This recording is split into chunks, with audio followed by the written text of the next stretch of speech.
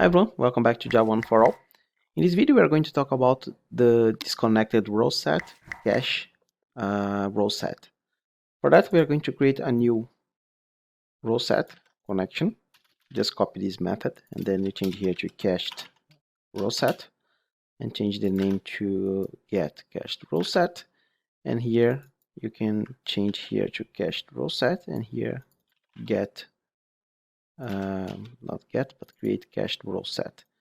You can rename the JDBC RowSet to CachedRowSet.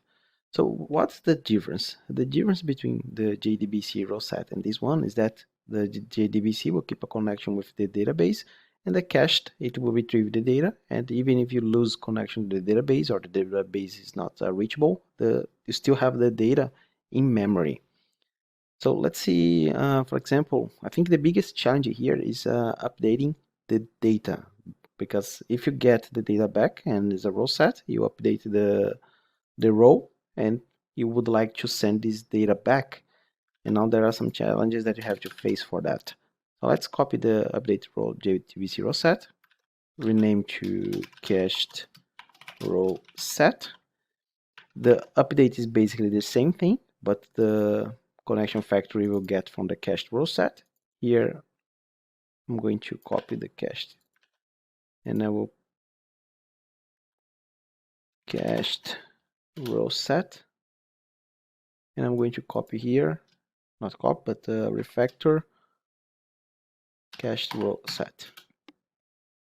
Okay, so basically everything keeps the same, but we are going to face two problems here. The first one I'm going to show you, but before that, the update row is not enough. When you are working with cached row set, you have to accept the changes. Basically, you have to commit, and you have to tell the database, okay, I have some changes that I would like to persist, and you do that through the accept changes. So just copy the name and then you go to the service. You can duplicate this method, Control D, and just replace the name here, and then go back to the test, and let's comment this out.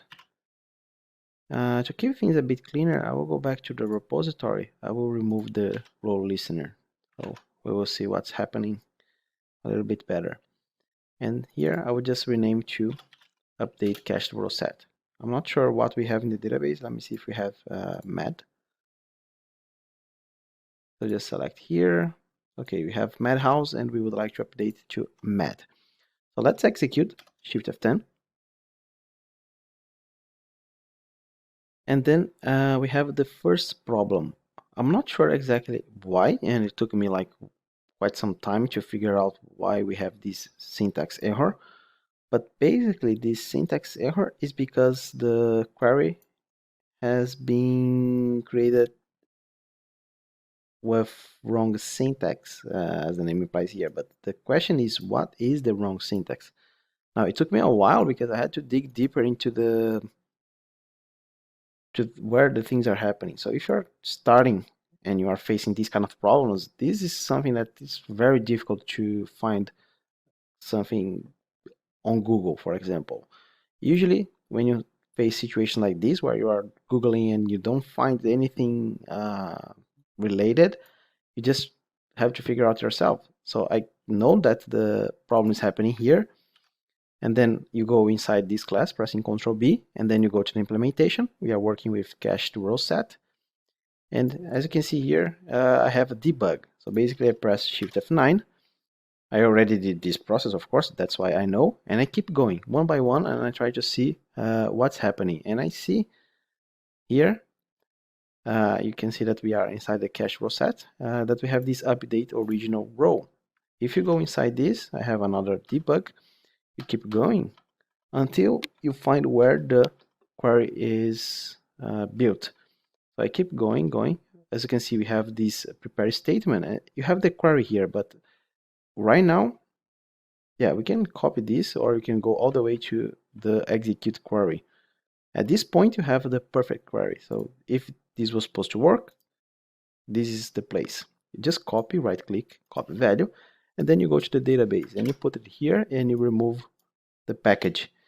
And as you can see, for some reason, the CachedRowSet is adding the name of the table, the name of the database again, and that's why we are getting that nice exception. But the exception is not helpful at all. If you look at the exception, basically it's only you have an error and it doesn't tell exactly where is the error. Only that's the producer, but for you, if you check it out, it's perfectly defined. So to solve this problem, you remove the anime store and then you execute again, and you're going to have a second problem. So as you can see, the CachedRowSet is not very easy to work. Now this problem is because the SQL, the MySQL, the driver, it already has this auto commit to true, and basically the accept changes you are trying to commit yourself. So basically this says, okay, the database server, will handle the data persistence for you. And here, when I do this and say, hey, I want to persist the data, I want to tell you when you should persist the data, but you cannot do both of them. That's why you get this error. So what we have to do, we have to create a connection inside the driver resources, and then connection factory, get connection. You have to tell that this connection now will have the auto commit to false, and then you get the same connection and you pass to the execute. Now this will allow us to accept the changes. So I press Shift F10. There are no errors. I will just refresh here, and you can see that we have mad. So basically, you have to pass the connection, and the connection already has the password, username, and URL. So you can go back to the connection factory, and you can remove this, and you can remove this, and you can have inline return. So if you press Shift F10, you will see that we have it working again. But there are more problems that can happen. But this one I'm just going to tell you because it's quite difficult to handle this problem. Since we are not connected to the database, what happens, for example, if right here, before we commit the changes, before we definitely persist into the database, we have time unit dot seconds dot sleep, and I will tell, hey, sleep for 10 seconds, and then this is just to simulate like someone is changing the data. I will press Shift F10. I will go here quickly. I will change to something else. Apply, finish. Now coming back to job one for all. As you can see, the program is still running. And now when it tries to update that specific data, we have conflict because it couldn't synchronize. So this is not very easy to handle, but you have to be aware when you use the CachedRowSet and trying to update that this might happen. So that's everything that I wanted to tell you. I think that's enough information about JDBC RowSet. Let's talk about something different in the next video. Bye bye.